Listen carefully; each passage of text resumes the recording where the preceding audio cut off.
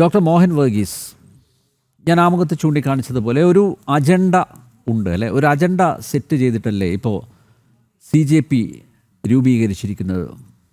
നമുക്ക് മുന്നിൽ ഉദാഹരണങ്ങളുണ്ട്. ഇത്തരത്തിലുള്ള കൂടിച്ചേരലുകൾ ഡിജിറ്റൽ ഇടങ്ങളിൽ കൂടിച്ചേരുന്നു, പിന്നീട് അതിന് ഒരു രാഷ്ട്രീയ മാനം നൽകുന്ന ഒരു രാഷ്ട്രീയ പാർട്ടിയായി രൂപീകരിക്കുന്നു. അതിനുശേഷം ജനകീയ പ്രശ്നങ്ങളിൽ ഇടപെടുന്നു. ഇവിടെ ഇപ്പോൾ ടാർഗറ്റ് ചെയ്തിരിക്കുന്നത് രാജ്യത്തെ യുവജനങ്ങളെയാണ്. എന്നിട്ട് ഇവരെ തെരുവിലിറക്കി കേന്ദ്ര സർക്കാരിനെതിരെ പ്രക്ഷോഭം നടത്തുക. വ്യക്തമായൊരു അജണ്ട ഇതിന് പിന്നിലില്ലേ? ഇതിൻ്റെ പിന്നിൽ തീർച്ചയായും അജണ്ട എന്ന വാക്ക് ഉപയോഗിക്കാനാവുമോ എന്നറിയില്ല. ഒരു ചിന്തയുണ്ട്. അത് മറഞ്ഞിരിക്കുന്ന ഏതോ ശക്തിയുടെ ഒരു ചിന്ത. അത് ഒരു വ്യക്തിയിലൂടെ ഒരു ആകസ്മികമെന്ന് പറയാവുന്ന ഒരു സംഭവമാണ്. സുപ്രീം കോടതി ചീഫ് ജസ്റ്റിസ് സൂര്യകാന്ത് നടത്തിയ ഒരു ചെറിയ പരാമർശം, ഒരു പ്രത്യേക കോണ്ടെക്സ്റ്റിൽ നടത്തിയ പരാമർശമാണ്. അതിനെ സന്ദർഭത്തിൽ നിന്ന് അടർത്തിയെടുത്തുകൊണ്ട് ഇവിടുത്തെ ജെൻ സി അല്ലെങ്കിൽ ചെറുപ്പക്കാർ, തൊഴിലില്ലാത്ത ചെറുപ്പക്കാരെ പരിഹസിക്കുകയും ഈ സിസ്റ്റത്തിൽ നിന്ന് തന്നെ പടിയടച്ച് പിണ്ടം വയ്ക്കുകയും ചെയ്യുന്നു എന്നൊരു പ്രതീതി ജനിപ്പിക്കുന്ന രീതിയിൽ ഒരു ആക്ഷേപ സാഹിത്യ പങ്ക്തി അല്ലെങ്കിൽ പേജ് എന്ന നിലയിലാണ് CJP. അതൊരു പാർട്ടിയല്ല. ആ അർത്ഥത്തിൽ ഇലക്ഷൻ കമ്മീഷനിൽ രജിസ്റ്റർ ചെയ്ത ഒരു സംഘടനയോ പാർട്ടിയോ അല്ല. ഒരു സോഷ്യൽ നെറ്റ്വർക്കിലെ ഒരു ഭാഗം മാത്രമാണ്. ഒരു ഇൻസ്റ്റഗ്രാം പേജ് അല്ലെങ്കിൽ ഒരു ട്വിറ്ററിലെ അല്ലെങ്കിൽ എക്സിലെ ഒരു പേജ് എന്നതിന് ഉപരിയായി സാധാരണഗതിയിൽ അർത്ഥം കാണേണ്ടാത്ത ഒരു കാര്യം എങ്ങനെയാണ് 5-6 ദിവസം കൊണ്ട് ഇപ്പം ഈ മാസം 16-ാം തീയതി, ഇന്ന് 22-ാം തീയതി, അപ്പോൾ 16-ാം തീയതി മുതൽ 6 ദിവസം കൊണ്ട് അതിൻ്റെ ഒരു ഫോളോയിങ് എന്ന് പറയുന്നത് ഏതാണ്ട് 2 കോടിയോളം. അത് വലിയ ഒരു നമ്പറാണ്. അതാണ് ഈ വലിയൊരു ക്വാണ്ടം ജമ്പ്. ഇതെങ്ങനെയാണ് സാധിക്കുന്നത്? അതിന് മാത്രമുള്ള പുതുമ ഇവിടെ എന്താണ് സംഭവിച്ചത്? അപ്പോൾ ഇവിടെയാണ് ആഴത്തിലുള്ള പരിശോധന ശ്രീ അനിൽ ആവശ്യമായി വരുന്നത്. അവിടെയാണ് നോക്കൂ, ഇവിടെ ഈ പാറ്റകൾ എന്താണ്? പാറ്റകളെ കൂറകൾ എന്നാണല്ലോ പറയുക. കൂറകൾ ഏതെങ്കിലും മൂലയ്ക്ക് ഇരുട്ടിൻ്റെ മറവിൽ തള്ളിയിട്ടിരിക്കുന്ന അല്ലെങ്കിൽ മാലിന്യങ്ങളിൽ പെറ്റുപെരുകുന്ന പാറ്റയുടെ ഒരു സവിശേഷതയാണ് പെറ്റുപെരുക, പെട്ടെന്ന് നമ്പർ കൂടുക. പ്രത്യേകിച്ച് പ്രയോജനമൊന്നുമില്ല, ദോഷം ചെയ്തുകൊണ്ടേയിരിക്കും. പക്ഷേ ഒരു നെഗറ്റിവിസ്റ്റ് ഒരു ഇമേജിനെ ഒരു പോസിറ്റീവ് ചിന്തയായി, ഒരു വൈബായി യൂത്തിൻ്റെ ഇടയിലൊരു അവരുടെ ഇടയിൽ ഒരു വ്യത്യസ്തമായ പരിഹാസത്തിനുള്ള ഒരു ടൂളായി പാറ്റ എന്ന സങ്കല്പത്തെ എടുക്കുന്നു. പാറ്റ എന്ന ജീവിയല്ല, പാറ്റ എന്ന സങ്കല്പത്തെ. ഇവിടെ ജെൻ സി അല്ലെങ്കിൽ പുതുതലമുറ, ഇപ്പോഴത്തെ ചെറുപ്പക്കാർ, ഇപ്പോഴത്തെ ഒരു 15-18 വയസ്സിനും 10-30 വയസ്സിനും ഇടയിലുള്ള ചെറുപ്പക്കാർക്ക് ഈ രാജ്യത്ത് വേണ്ട അവസരം ലഭിക്കുന്നില്ല. ആ നറേറ്റീവ് വ്യാപകമായി കൊടുക്കാനുള്ള ഒരു ലക്ഷ്യം ഇതിന് പിന്നിൽ കാണാം. ഇതാണ് ഗൂഢലക്ഷ്യം എന്ന് പറയുന്നത്. ഇതെവിടെയാണ് അജണ്ട ഉണ്ടെങ്കിൽ അങ്ങനെ ഒരു അജണ്ടയാണ്. ഇതെവിടെ നിന്നാണ് ഈ കാര്യം ലോഞ്ച് ചെയ്തിരിക്കുന്നത്? യുണൈറ്റഡ് സ്റ്റേറ്റ്സ് ഓഫ് അമേരിക്കയിൽ. അതായത് അമേരിക്കയിലെ ഒരു ചെറുപ്പക്കാരൻ, 30 വയസ്സുള്ള ഒരു ചെറുപ്പക്കാരൻ, അഭിജിത്ത് ദിപ്കെ എന്ന് പറയുന്ന ഒരു 30-കാരൻ ചെറുപ്പക്കാരൻ, പബ്ലിക് റിലേഷൻസ് ഗ്രാജുവേറ്റാണ്. ബോസ്റ്റൺ യൂണിവേഴ്സിറ്റിയിലെ ഒരു ഗ്രാജുവേറ്റാണ്. അദ്ദേഹം പഠിത്തമെല്ലാം കഴിഞ്ഞ് തൊഴിൽ തേടുന്ന ഒരു അവസരത്തിൽ ഇങ്ങനെ ഇന്ത്യയിലിരുന്നുകൊണ്ട് ചീഫ് ജസ്റ്റിസ് പറഞ്ഞ ഒരു പരാമർശത്തെ ഏറ്റെടുത്തുകൊണ്ട് വലിയ ഒരു തരംഗം പോലെ സൃഷ്ടിക്കുകയാണ്. ഒരു പേജ് ഉണ്ടാക്കി അത് വ്യാപകമായി സർക്കുലേറ്റ് ചെയ്യുകയാണ്. വ്യാപകമായി ആളുകൾ ജോയിൻ ചെയ്യണം. ആ പേജാണ് ഫോളോ ചെയ്യുന്നത്, അല്ലാതെ പാർട്ടിയിൽ അംഗത്വം എടുക്കുന്നു എന്ന രീതിയിലൊക്കെ നമ്മൾ പറയുമ്പോൾ ഒരു അനോമിക് ഫിനോമിനെ നമ്മളൊരു വലിയ ഒരു വിപത്തായി കാണുകയാണ്. ഇവിടെ വേണ്ടതെന്താണ്?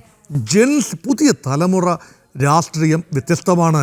പുതുതലമുറയെ ആകർഷിക്കാൻ തക്ക രാഷ്ട്രീയ പ്രവർത്തനങ്ങൾ ഉണ്ടാവണം. ഇതില്ല എങ്കിൽ തീർച്ചയായും യുവജനങ്ങൾ, ഇതൊരു അരാഷ്ട്രീയ കൂട്ടായ്മയാണെന്നാണ് പൊതുവെ പറയാനുള്ളത്. ഇപ്പോൾ ഇവരുടെ ഒരു വാദങ്ങൾ നോക്കും. വാദങ്ങളെന്ന് പറയാനൊക്കില്ല, ഇത് പരിഹാസം മാത്രമാണ്. തൊഴിലുണ്ടായിരിക്കരുത്. ഇതിൽ ചെറിയ പാർട്ടിയിൽ ചേരുന്നവന് തൊഴിലുണ്ടായിരിക്കരുത്, തൊഴിൽ രഹിതനായിരിക്കണം, നെറ്റിസനായിരിക്കണം, 24 മണിക്കൂറും ഓൺലൈൻ എന്തെങ്കിലും മൊബൈലിലോ അല്ലെങ്കിൽ എന്തെങ്കിലും കുത്തിക്കൊണ്ടിങ്ങനെ ഇരിക്കുന്ന ആളായിരിക്കണം. അല്ലാതെ അത് മാത്രമല്ല, ഈ കുറേ പ്രോമിസുകൾ കൊടുക്കുകയാണ്. ചീഫ് ജസ്റ്റിസുമാർ കാലാവധി കഴിഞ്ഞവരുടെ പ്രവർത്തന കാലാവധി കഴിഞ്ഞ് ഒരു ഗവർണറ്റോറിയൽ പൊസിഷൻസിലേക്ക് അവരെ നിയമിക്കാൻ പാടില്ല ഈ പാർട്ടി അധികാരത്തിൽ വന്നാൽ. അപ്പോൾ അധികാരത്തെക്കുറിച്ചൊക്കെ സംസാരിച്ച് തുടങ്ങുന്നു എന്ന് പറയുന്നത് അത് മറ്റൊരു തലമാണ്. ഒരു പരിഹാസവും ഒക്കെ ഒരു വശമാണ്. ഒരുപക്ഷെ ഞങ്ങൾ അധികാരത്തിൽ വന്നാൽ ഇന്ന കാര്യങ്ങൾ ചെയ്യും എന്ന് ഒരുപക്ഷെ ആക്ഷേപഹാസ്യം എന്ന രീതിയിലാണ് പറയുന്നതെങ്കിൽ പോലും ഇതിൽ ആകൃഷ്ടരായി വലിയ നമ്പർ ആളുകൾ വരുന്നു. അതിൽ ഇപ്പോൾ ഇതിൻ്റെ അക്കൗണ്ട്സിൽ പറയുന്നത് അതിൻ്റെ പ്രയോജകർ പറയുന്നത് 85% ആളുകൾ ഇന്ത്യയിൽ നിന്നാണ്. അപ്പം ഇങ്ങനെ ഒരു പ്ലാറ്റ്ഫോമിലൊക്കെ ലോകത്തിൻ്റെ പല ഭാഗത്തു നിന്നും വരാം. പക്ഷെ മറിച്ചും പറയുന്നുണ്ട് കേട്ടോ, 50% ആളുകൾ മാത്രമേ ഭാരതീയരുള്ളൂ, 49% പാകിസ്ഥാനികളാണ്, പിന്നെ 14% അമേരിക്കക്കാർ, മറ്റ് രാഷ്ട്രങ്ങളിൽ നിന്നുള്ളവരാണ് ഇപ്പോൾ ഇതിൻ്റെ ഏറ്റവും കൂടുതൽ ഫോളോവേഴ്സ് എന്നാണ് പറയുന്നത്. അതുകൊണ്ട് തന്നെയാണെന്ന് തോന്നുന്നു ഇൻ്റലിജൻസ് ബ്യൂറോ റിപ്പോർട്ട് കൊടുത്തത്. കാരണം ഇത് ദേശവിരുദ്ധമായിട്ടാണ് പ്രവർത്തിക്കുന്നത്. അതുകൊണ്ടാണല്ലോ ഇപ്പോൾ സോഷ്യൽ മീഡിയ പ്ലാറ്റ്ഫോമിൽ വിലക്ക് വീണിരിക്കുന്നത്. ഇവിടെല്ലാം ഈ ആഗോളതലത്തിൽ ഈ സോഷ്യൽ മീഡിയ ഇൻഡ്യൂസ്ഡ് റെവല്യൂഷൻസ് നമ്മൾ കണ്ടതാണ്. അത് നമ്മൾ അറബി വസന്തം കണ്ടതാണ്. അല്ല, അത് മാത്രമല്ല കേരളത്തിൽ വാട്സപ്പ് ഹർത്താൽ നടന്നതല്ലേ? വാട്സപ്പ് ഹർത്താൽ നടന്നതുമാണ് അത്. അപ്പോൾ ഇതൊരു സോഷ്യൽ മീഡിയ വളരെ പവർഫുൾ ഒരു ടൂളാണ്. അപ്പോൾ അത് കാര്യങ്ങൾ അവതരിപ്പിക്കാൻ നല്ലതാണെങ്കിലും മിസ്ലീഡ് ചെയ്യാനും സോഷ്യൽ മീഡിയ പലപ്പോഴും ഉപയോഗിക്കപ്പെടുന്നു. അതുകൊണ്ട് ഈ ഒരു ചെറിയ സംഭവമാണ്.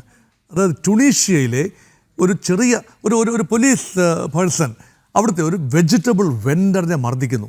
അതിൽ നിന്നാണല്ലോ ജാസ്മിൻ റവല്യൂഷൻ, മുല്ലപ്പൂ വിപ്ലവം തുടങ്ങുന്നത്. ടുണീഷ്യയുടെ ഔദ്യോഗിക ഒരു ഫ്ലവറാണ്. നമുക്ക് താമര എന്ന് പറയുന്ന പോലാണ് ഈ ടുണീഷ്യയുടെ ഔദ്യോഗിക ഫ്ലവറാണ് മുല്ലപ്പൂ. ആ മുല്ലപ്പൂ വിപ്ലവം ടുണീഷ്യയിൽ നിന്നും അൾജീരിയയിലേക്കും ഈജിപ്തിലേക്കും പലയിടത്തേക്കും വ്യാപിക്കുകയും ഭരണകൂടങ്ങൾ ലിബിയയിലേക്ക് ഉൾപ്പെടെ വ്യാപിക്കുകയും ഭരണകൂടങ്ങൾ അട്ടിമറിക്കപ്പെടുകയും ചെയ്യുന്ന കണ്ടതാണ്.